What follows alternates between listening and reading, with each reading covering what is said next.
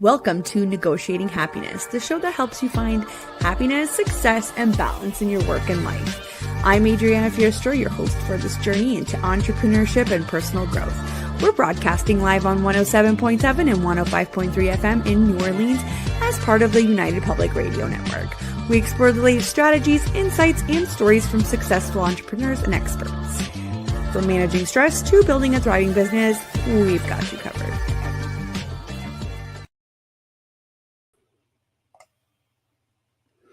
Good afternoon, everyone. This is your host, Adriana, and we are live on 107.7 and 105.3 FM in the beautiful city of New Orleans. We are here today, November the 18th. I can't believe it is almost the end of the year. It is 1 p.m. Eastern Standard, so grab your coffee, grab your lunch. You are listening to Negotiating Happiness, and I'm here today with Andrea from the Balance Bliss. Hello, Andrea. Hi, I'm so excited to be here hanging out with you for this hour and everyone else who is joining us for the chat. Amazing. Yes. So everybody, we are live. So send in your questions and comments. I can see most of our streaming platforms on here. If you are on Instagram, still send them in. I will read them out. I just can't put them up on the screen. We'd love to hear from you, even if you want to just say hello. Let me do a quick little intro. So we are here today with Andrea, as we said.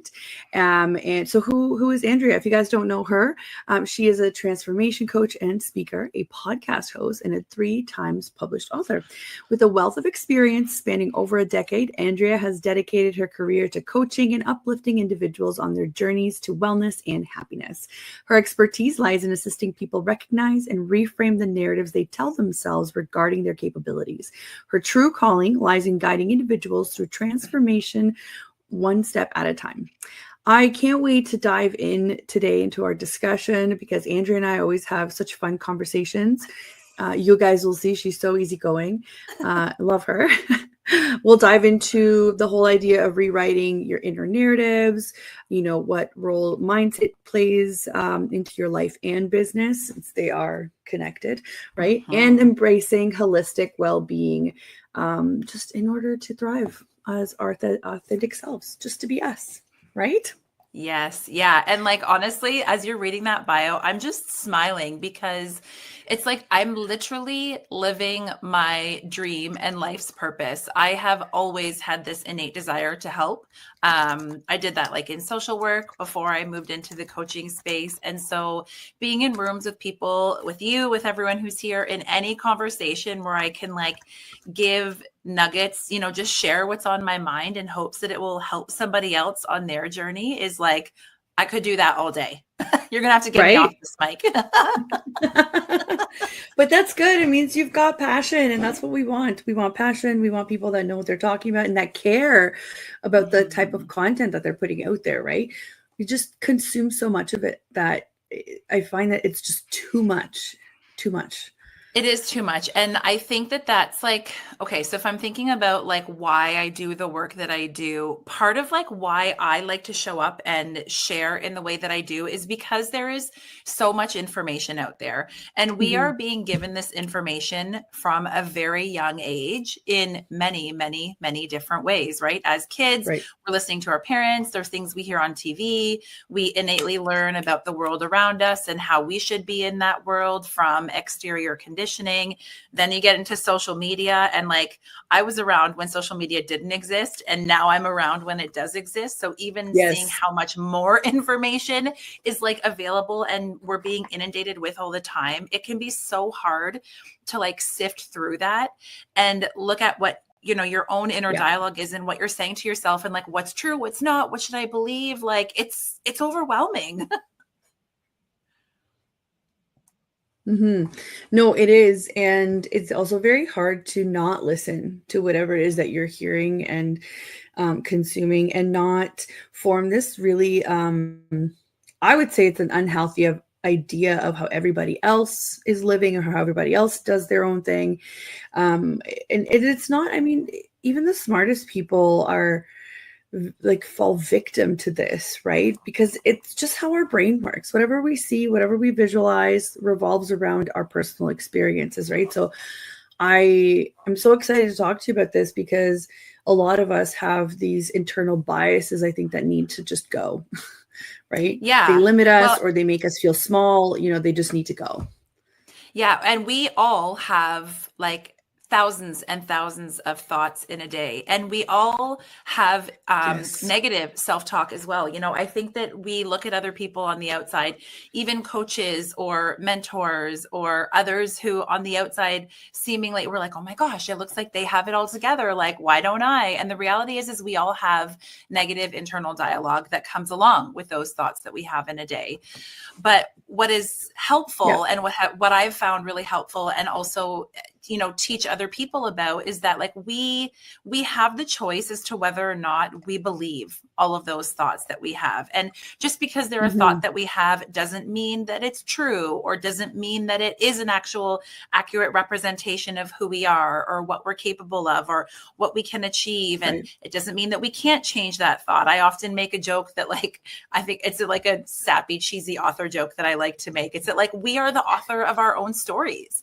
And if we Right. don't like the manuscript, the chapters, the inner, like the dialogue in those chapters, we get to choose to change it. Not that it's Yeah. an easy thing to do, like by any stretch, but through consistent repetition, we can start to create those shifts and those changes that we want to see. But it's always a conscious choice. Right. Right. So how do we get to that point, right? So we often forget that we are not at the point where we can recognize those behaviors or those patterns because it involves thinking about our thinking, which is funny to say, right? So how do we get there? How do you consciously, get to that point where everyone's like, okay, I get it. I say, oh my gosh, because like there's so many like micro steps to get there, right? Yes. But it's Yeah. like if I want to, okay, so if somebody who's listening and is like, oh, I've never thought before that, the thoughts that I'm having are a reflection of the world around me, or I've never really like taken time to be like, okay, I can start to change and shift that inner dialogue. I think the first step really is like that awareness piece, like you said, like being aware of our thinking, because it's really easy for us. Our society is so busy. There's so many things going on. We're wearing so many hats, especially like if you're in business for yourself, you're wearing even more hats because you're like being all of the hats just in the business. And then you also have to do the world outside the business. And so it's really easy for us to stop or to forget to stop, to take a minute to like listen to the thoughts that we're having and Yeah. take a moment to be like, oh, is that doesn't feel good, or that doesn't make me feel good, or whatever it is. So I would say like awareness is literally the first part, just taking some time to like stop and eavesdrop on like what your regular thoughts are. Because Right. once you know what they are, once you have an understanding of the things that like keep coming up, it's like, maybe every time you try to, I'm just going to use this as an example because it pops into my head. Every time you try and go on stories and do like some sort of story about your business or like talk about what you're doing or whatever it is, Yeah. every time you decide like, oh, I think I need to do a story today, or I'd like to, you have Hmm. this voice inside of you that's like, oh, you're not going to know what to say. You're going to fumble when you get up there. Like Right. all of these sorts of things. You can't do that. Nobody wants to hear what you have to say. Nobody wants to see you. Like, who cares about that stuff? If those Right. thoughts are regularly coming up and you're not aware of them, then they're going to keep holding you back from doing that live or launching that new thing or going out onto that new business venture or asking for what you need in your life, like all of these different things. And so when Yeah. you can start to create some awareness and just some listening, it's a tool I give my clients. It's literally eavesdrop on your thoughts. Spend a week being like, okay, what are the things that are coming up consistently? Because then you can start to identify what those are and work through them even more so that you can start to shift those thoughts that really aren't serving your mindset in your business and your personal life. Right. Right. So I guess tell us a little bit about how you work with people one-on-one so that we can understand the process a little bit. And because sometimes, and myself included, it's not that I can't do things on my own, but I need accountability. I need to be able to put in the time and then have somebody follow up with me, right? That's important because I always have the best of intentions, but we Mhm. don't always follow through, right? Yeah.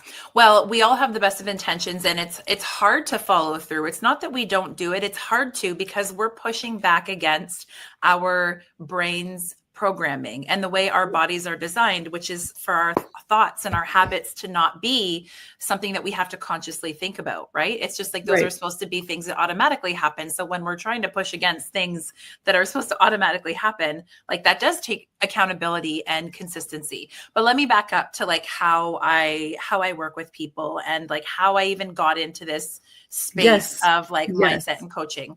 So like I said, I've always had this like innate desire within me to help people. And when I graduated high school, I went to college for a social worker equivalent type of diploma. And Hmm. then I graduated, and then I went on to work frontline for over 10 years. I worked with kids who were in the foster care system. I worked with adults who were experiencing like a mental health crisis. I worked in like more long-term kind of, well, in crisis work, but for a long-term period at an agency, like a charity. And I always just helped people work on their situation and kind of move through some sort of like goal that they needed to action in the social work space. And I did that for a long time. And then I got pregnant. And when I went back to work, I was like, oh, I kind of was on my own growth and wellness journey throughout that time as well. And Hmm. I felt really called to, I was learning things about myself that I was like, I wonder how many people know this kind of information, or how many people take the time to like explore this and do this work. And so I started kind of just like coaching women in the movement space. It was like I was on a movement journey. I was coaching other women. And then I was like, I really enjoy this too. And so Hmm. then I got a coaching certification to kind of complement my social services certification. And so with those two things together, now the work that I do is primarily with women, though I do support men, especially in workshop type environments when I'm going into places and speaking with teams and that sort of thing.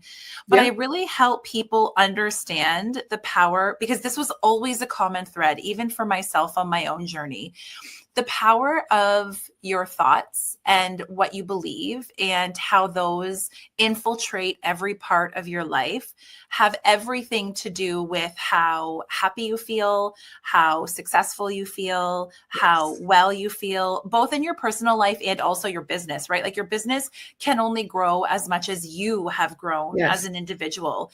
And so I'm just so passionate about having these conversations. I do it like through one-on-one coaching. I do it through events, which you've been to. You've been to an event that I Yes. hosted recently, through events and through workshops and seminars. I have a free workshop coming up at the end of this year that I'll share a little bit later. Through co-author projects where women share their stories, and then in retreat settings. So it's like taking you out of your everyday so that you can focus on all of these parts that as a species, I think, or as a humans, we don't spend enough time pouring into. I know it sounds weird, but like as a whole, Right. we don't spend enough time pouring into all of these other parts that really keep us feeling as balanced and well and happy as we want to feel. I think everybody, like in the comments, you can let us know, like, do you want to feel happier? Like if somebody said, do you want to be happier? I think everyone would answer yes. And there's so many things that go into that equation. And so I just Yeah. love being the guide to supporting people on understanding all of those parts of themselves and helping them to get to a place where they feel confident enough to continue to do that work on their own.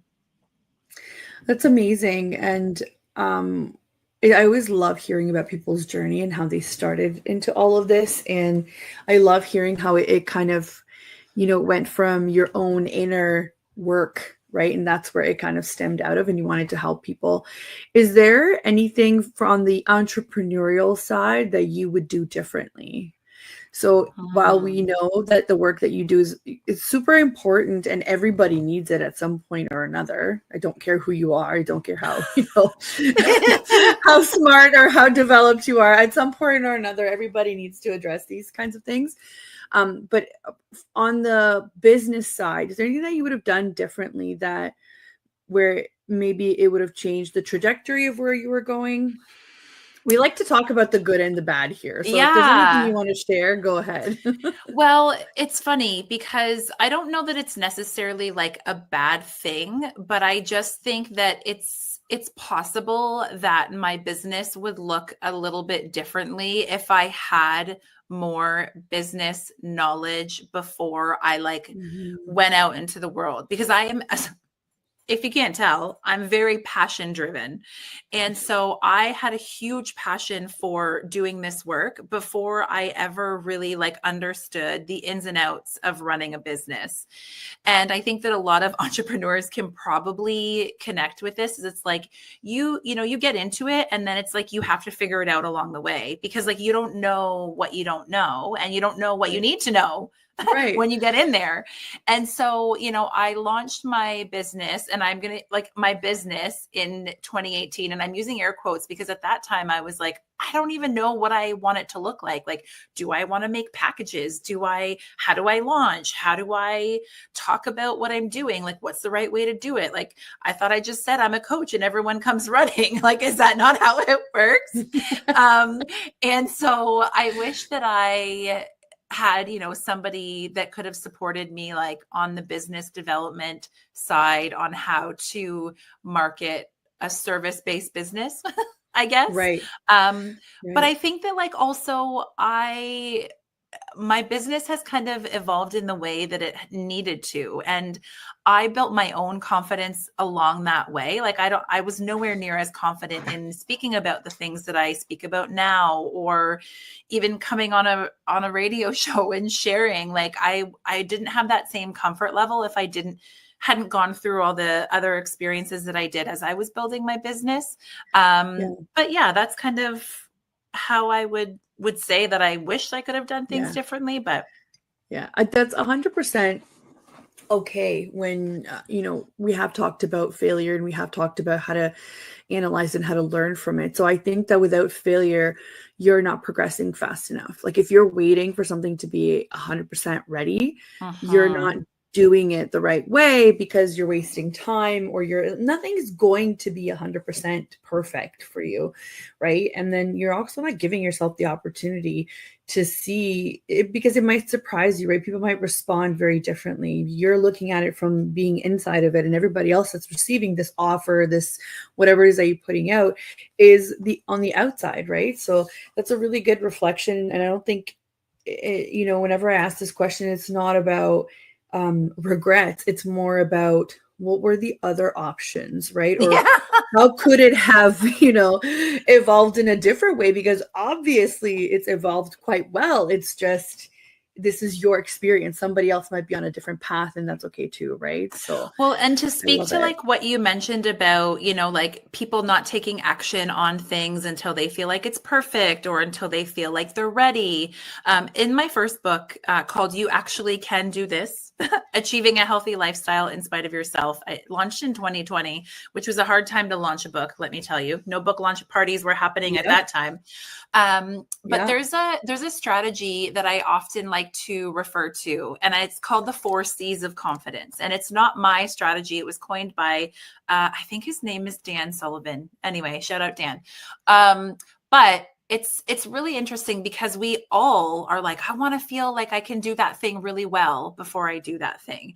And this strategy actually says that the confidence that you're Right. looking for to do the thing doesn't come until you have built confidence in doing the thing. And the only way you can do that is by actually like doing it, scared, unsure. And so these 4 C's to confidence, the first C is you Yes. have to have the commitment to do it.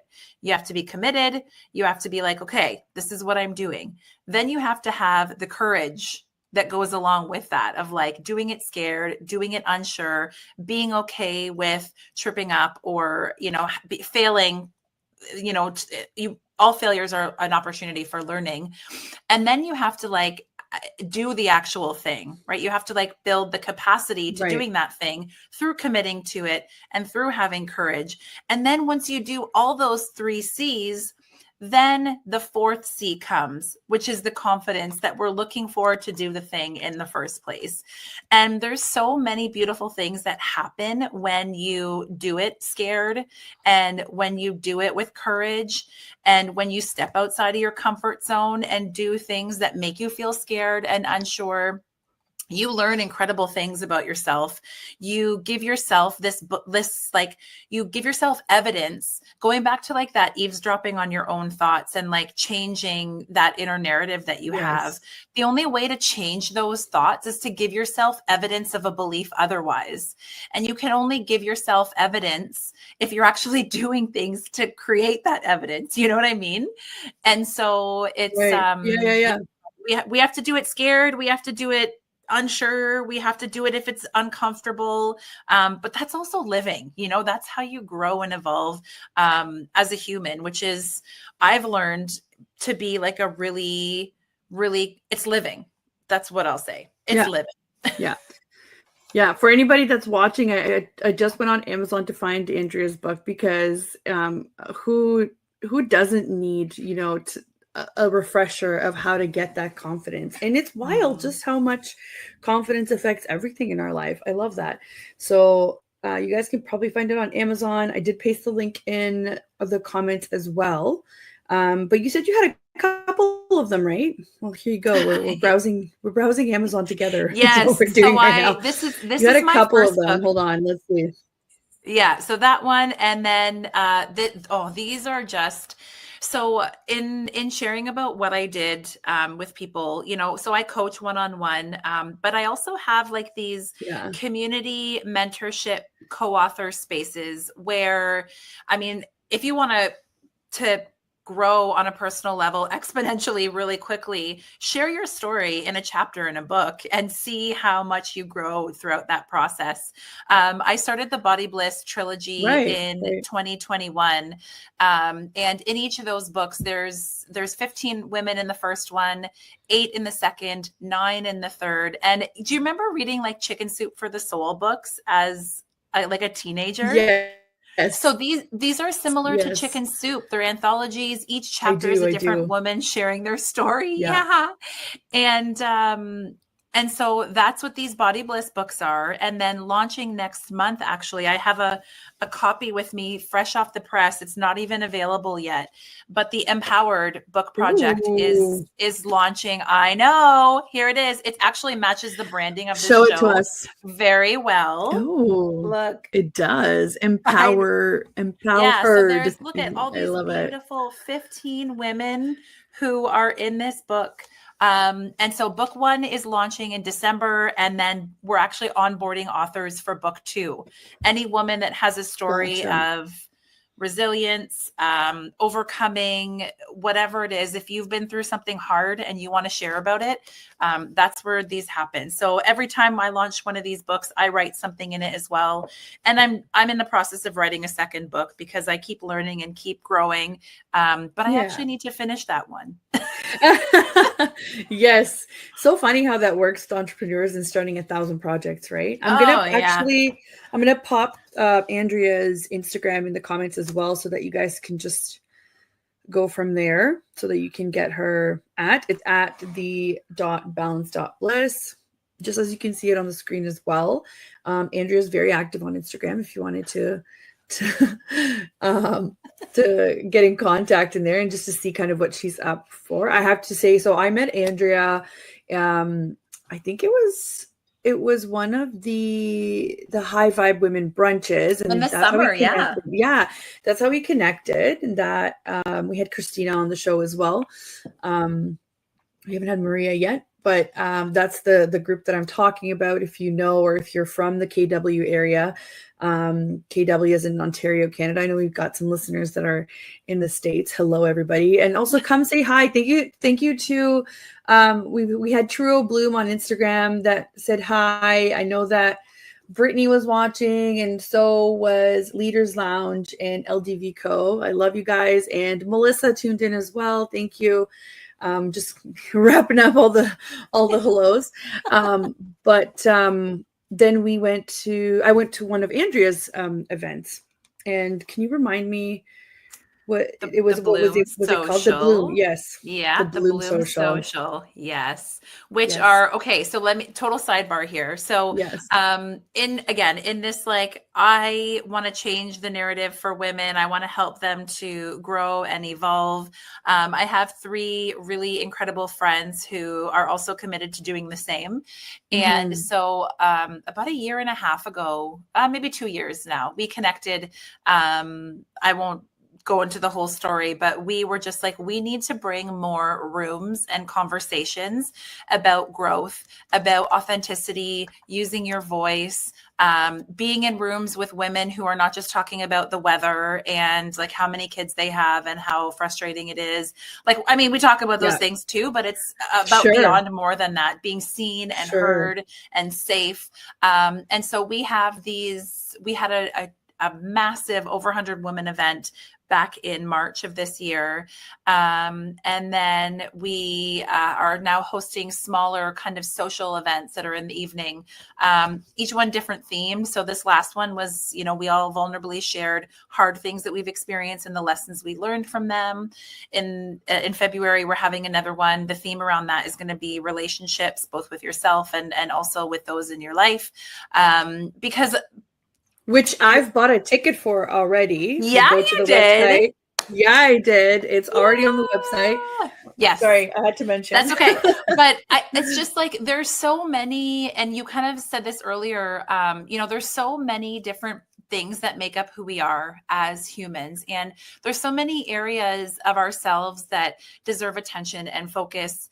And when we are busy and when we haven't been used to pouring into those areas or having those types of conversations, being in those rooms and spaces, we don't know what we don't know, and it can be a bit overwhelming. And so we just want to create spaces for women to just come and talk about things differently.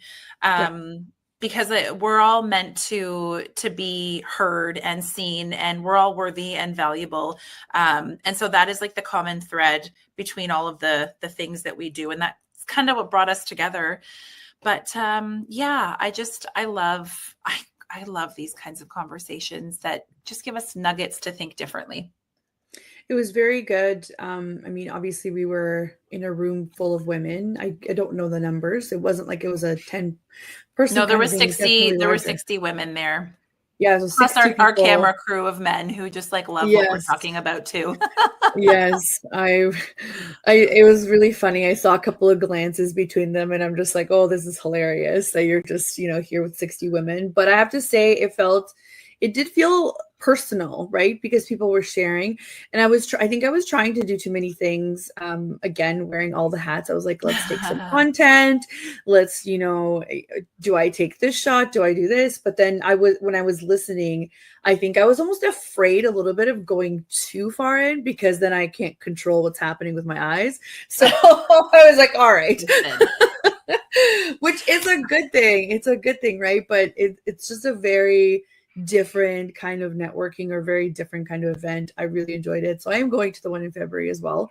I did get my ticket. So if anybody's in the KW area, I highly recommend. And also, I don't know, everything was super tasty, and it was beautiful. Everybody was great. All the hosts were chatting with everybody. So it wasn't like your usual stuffy networking, like, oh no, I'm watching the clock when I can leave kind of. We don't do stuffy. We don't do stuffy. Snuggly out of it. Oh my gosh. Yeah. So I think it's just because we're not really used to that. Like, it feels very, when you said that you didn't want to go too deep because you were worried about what would be happening with your eyes. Yeah. I laughed because I am a very sensitive, emotional, really feel everything very deeply type of person. And for a long time, and I could cry on a dime. I was doing a live this morning, reading a chapter from my book, and I was like tearing up while I was doing it. Yeah. I could cry on a dime. And for a long time, I felt like that there was something wrong with me, that I was like weak because I couldn't control my emotions. And, you know, that if I was to talk about something and I was going to be crying or get emotional, that people would be like, what are you doing? Like, why are you crying over there? Right. Right. But in these spaces, you know, when we had our huge event in March, we like bought Kleenex for everyone and put them on their chair and was like, listen, we invite you to actually lean into and feel your emotions. I think that this is why I shouldn't say I think. My suspicion is that this is why, you know, a lot of us will just kind of, we're like, okay, this thing happened to me, this hard thing, or I feel some emotions about it, but I'm like not going to sit with it. I'm just going to move on to the next thing. Like I don't have time to be sad, or I don't have time to be happy or celebrate ourselves. Like we experience this entire range of emotions as humans that Yeah. we only allow ourselves to feel like half of them. Right. And so when we take some time to sit with that and let them flow and not push them away, it's just another way that we can honor ourselves in this human experience that we're having, to just like let them out. And so, but we're not Yeah. used to that. We're not used to being like celebrated for crying, or we're not used to like being given permission to let it out. Especially not in business. Like if you think in the traditional sense, you know, crying doesn't belong in business. So it's something that I think a lot of women feel that it's natural and we understand that it's a release, but it's like you're in business, you're potentially around people who you could network with, and it's not, maybe they think it's not appropriate to just start crying or whatever. But I think what from what you're saying, right? We just need to kind of be human first, and then everything else comes to you. And I do believe that with business as well. So even if we make connections, like I don't go to a networking event to be like, here are what my packages are. That never happens. It's more of like, do I like your vibe? What can we connect on? And I have to tell you that almost every single networking event that I've been to in person, I've walked away not immediately, or sometimes immediately, but not immediately. I've walked away with the project, whether it happened after a week or, you know, a month or two or 4 or 5 or 6 months. It's happened because you put that, you know, you put your human side first, and people can connect with that, and people can say, I can trust you. I can understand the value that you bring. So maybe I do want to work with you. So whenever you're thinking, hey, you know, crying does not belong in the business um, area, I think you need to, I think the better question is, you know, when, or like when do we make time for that? Because it has to exist. It doesn't just disappear. Like you said, you're not just suppressing it. It has to come out at some point. Like obviously don't cry when you're like closing a deal with your client, but Cry after. yeah, cry after. But you have to let that out in a positive way at some point, or else we maybe go the other way and it's negative, right? Yeah, I like what you Yeah. said though, that like we are humans first, because we are Yeah. humans first. And Mhm. when we're Mhm. not acknowledging that, one, in a room with other humans, you know, if we're really just there so like business Yeah. focused, you know, it's Yeah. like, yeah, okay, sure, you can't measure in the moment an ROI on like human connection, for example, but there's so Sure. many Sure. long-term benefits and results from that. But also like on an individual personal level, like if we don't acknowledge that we are humans first and owners, founders of our businesses second, I think that we're doing Mhm. ourselves a really big disservice. You know, like, okay, so the example that I'm thinking of is like stress management and resting, because I think that like managing stress, and stress does come with being in business for yourself,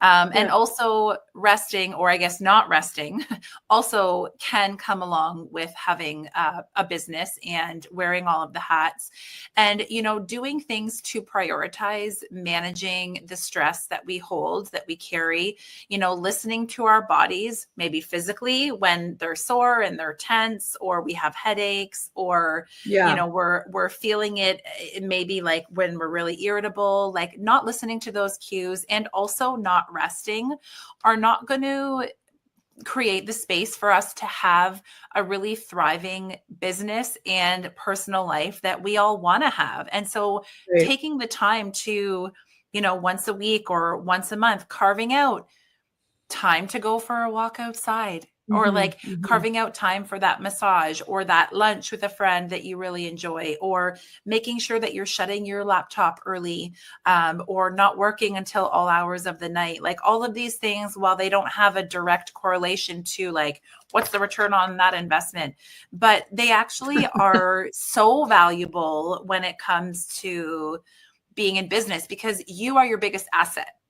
We talk Yes. about assets and we talk about like, all those business terms that I didn't know when I started my business. But like, you are your biggest asset when it comes to whatever endeavor that you're on. And if you're not taking time to prioritize and pour into that resource, then the castle will crumble if you're not building up the Yes. foundation. Yes. So before we go on here, we've passed the halfway mark, but I wanted to make comments about what you said because it kind of fits into what Suzanne is saying, the Instagram comment, the True Bloom that I posted Mm. here. Mm-hmm. Yeah. So for those of you that are just tuning in, I'm your host, Adriana Fierstro, and you are listening to Negotiating Happiness. And we are live on the United Public Radio Network and UFO Paranormal Radio Network on 105.3 and 107.7 FM in New Orleans. And I am here with Andrea from the Balance Bliss, and we are talking about everything to do with mindset, rewriting inner narratives, and we're just answering comments that we have here. So one of our comments came from Instagram. It's the only way I can post these comments, I guess, from Instagram's not very, doesn't connect with our platform here, but that's okay. So Susanna Truro Bloom said, I think we become too obsessed with living for work rather than working to live. And that ties in perfectly to what you're saying about how we are just on autopilot, right? And stress comes into it, and what you're supposed to do and what you're not supposed to do, and us figuring out that we are our most valuable asset. I say that, and also time, right? So it's not money, it's not anything that money can really buy you because you can't get time back, right? So what does that mean? That means that you should probably invest the most time in you. You are, Yeah. as your most valuable asset. So that kind of went really well with that. We are working to, I guess, we're living to work instead of working to live. And I have to say that sometimes it is hard for people to take the time to take that massage or go to that brunch, because people just are not all set up to do that. They don't have maybe some of those privileges, especially with time or money, but if you can do little things for yourself that make you feel alive, that's what you should do. And typically at the end of the show is when I ask my guests, like, what makes you happy? Like, what do you do for yourself? Like, I don't want to hear that you love helping people, because of course that's why you're here, that's why you have your business. And I don't want to hear that your kids are your everything, because of course they are. We know this, right? Like, I want to know what do you do for yourself that literally kind of checks that box for you to say, I am now recharged and I'm ready to go for another round of this just to make it better. Okay, can I answer that question? Yes, that's where Okay. it's for you. And It's for you. oh, it is for me. Okay, cool. Yeah. And everybody listening too. But Yeah. so last year, around this time, I would say it was September-ish, my oldest daughter went back to school and my younger one was in daycare. And I think I had spent so much time just like doing that I experienced like a significant burnout. And I was just completely depleted. And instead of being like, oh, this is great, like my kids are not here anymore, I can just pour into my business, I felt like I had like, Nothing. I was in the red. I was Yeah. in the red. And I had to make the decision to delete a lot of things off of my plate in order to be able to pour back into myself. One of them being my podcast that I had for 3 years, but I was just like, I don't have the capacity for this anymore. One day I'll pick it back up because I love to talk, in case you don't know, in case you couldn't tell. But I really, like, there were things that I was doing, like I was working every night, like into the evening. I wasn't like spending any time doing things that like just made me happy because there was no time for that. Right. And what I realized was that I needed to stop. For me, I needed to stop giving up my evenings, and I needed to like save those to do things that were just for Andrea. Because again, outside of our business, we are people, and that human needs to be poured into as well. So going back to the question of like, what makes you happy? What brings you joy? There's a few things that I have now taken up, hobbies, we'll call them, that I'm not going to try and sell on Etsy, that I'm not going to like try and turn into a business, that Right. they're literally things that I do just for me that make me happy just because. One of them is making bracelets. You can see I bead with like polymer clay, just get them off of Amazon. And I just like make beads and bracelets for fun. I make them for other people. I just make them for myself because it makes me feel happy. And I also have really taken up like sticker booking. So I like bought stickers, and I bought like a book that you can take, like they're like reusable pages where you can pull the stickers back off. And I will just sit at night and I will just like organize my stickers and I will make bracelets or whatever it is. And that seemingly small childish task, which some people might call it childish, but I believe that we've gotten so far away from doing things that just bring us joy. You know, we're told to grow up and we can't be silly. You know, we need to be productive, human, grown adults. But these things are just so simple and they bring me such joy. And in an effort to prevent being burnt out again, because quite frankly, it effing sucked really bad. I've now acknowledged that like these are the small things that I need to create time and space for that make me happy. And you said this earlier, and I want to just highlight it again because I think it's really important. And we often, I know I've been guilty of this, is it's like, okay, I want to make a change in my life and I want to feel better. So I'm going to overhaul everything and that's going to solve things. But it's really, it's taking on way too much if you try and carve out a week, or if you try and like redo everything or restructure everything that you're doing in your life.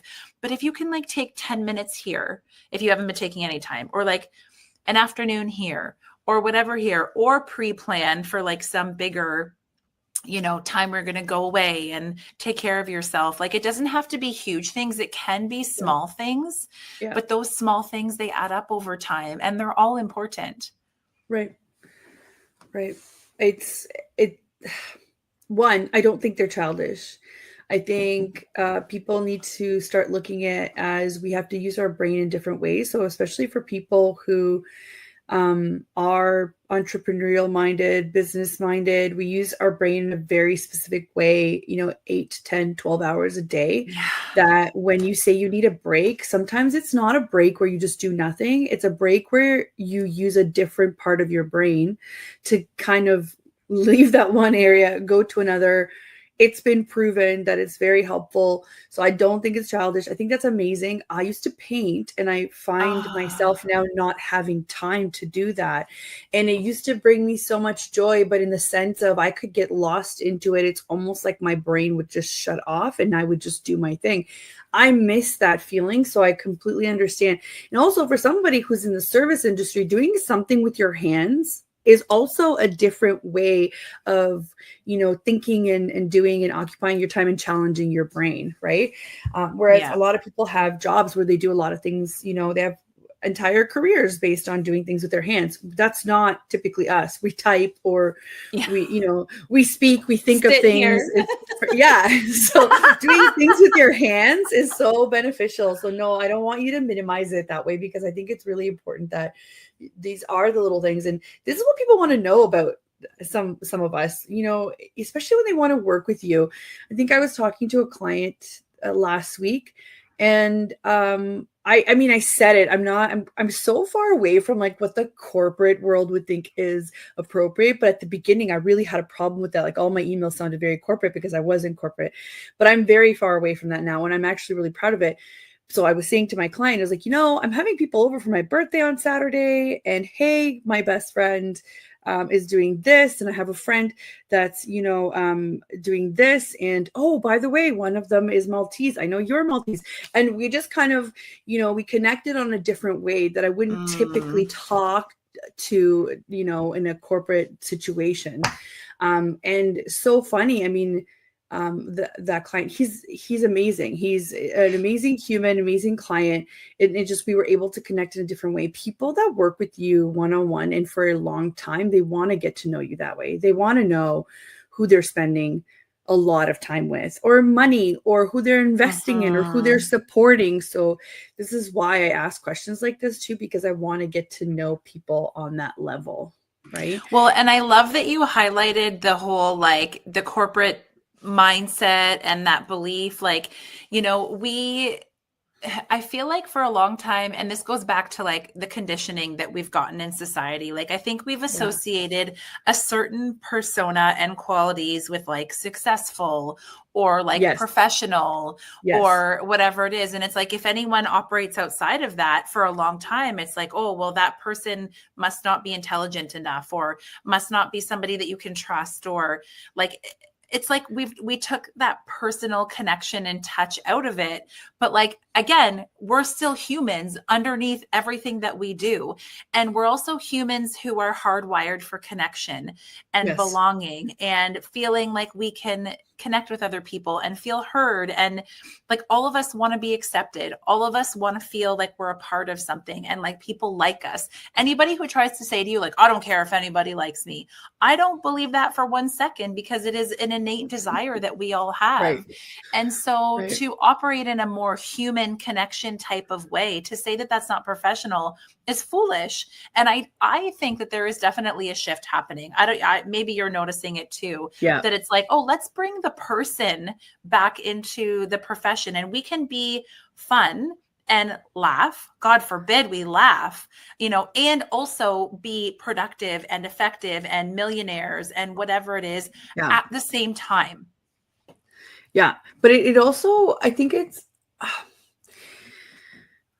one, I agree, completely agree. Two, I think the whole corporate idea of what you should do or how you should be is connected to restraint. So if you don't have the restraint to keep the personal stuff out, or if you don't have the restraint not to make that inappropriate comment or what would be considered inappropriate, right? It's all subjective. It's it's about restraint, and it's about, oh, maybe not that you're not intelligent, but maybe you don't have the restraint to do this. And that's how men do business, right? Like that's how they understand each other, and that's okay, because obviously there's no doubt about it that we are different in a lot of the ways that we do say, think, especially in business. And it's funny because at no point do I walk into a room and all of a sudden I'm only a businesswoman. I'm still a mom, always, because if that phone rings, I'm still a mom. I still have to go and deal with whatever it is. And I'm not saying that men don't deal with that, but historically and typically, maybe you have somebody else that you default that need to be, you're still a dad, but you can say, oh, hold on, I have to call my wife, my partner, my girlfriend, my whoever, my mom, my, their nana, to go deal with this type of a thing. It's more, I guess, historically accurate or whatever. Not everybody has the same situation. I get that. Trying not to like offend anybody. But when I go places, it's like, oh, no, I'm that person. I'm that person that still has to go do that. Even if you're not a mom, even if it's a pet, even if it's, somebody you're taking care of, even if it's your other things. And I think that women are they don't fight that. They accept it, they deal with it, and they say, I don't have a choice. So I'm always going to be a businesswoman, a mom, a caregiver, XYZ. Or maybe you want, I don't know, maybe you're a golfer on the side. Maybe you're, you do other things that make you happy. But I feel like women are way more accepting of the fact that they have these multiple roles that they have to fulfill. Do I think that men aren't? No, of course, there are some that are. Yeah. Do I think that they would benefit sometimes from learning that it's okay to be that? I think they would, because I feel like men too, they go through suppressing a lot of emotions. And I see this with my own family, right? It's not that they're not smart or that they're not, absolutely not. Like I have, I'm blessed. We have educated people in more than just institutional education, right? In my family, and I can see them like, the difference between this, but you struggle with this mentally too. And it's, I think, oftentimes because you're supposed to be the man, you're supposed to be the provider, blah blah blah, and that's your entire role. Whereas with women, it's like, no, you're supposed to be what everybody needs you to be.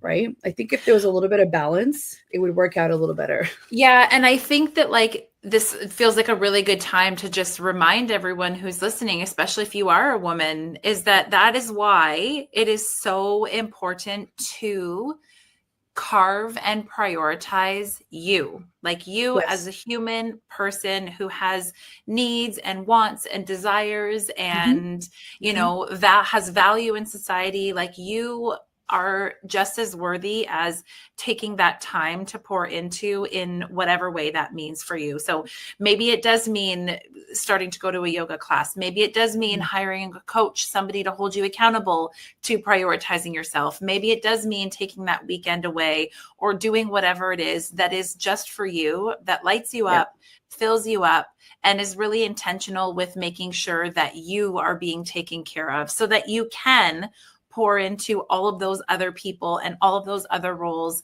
that you have.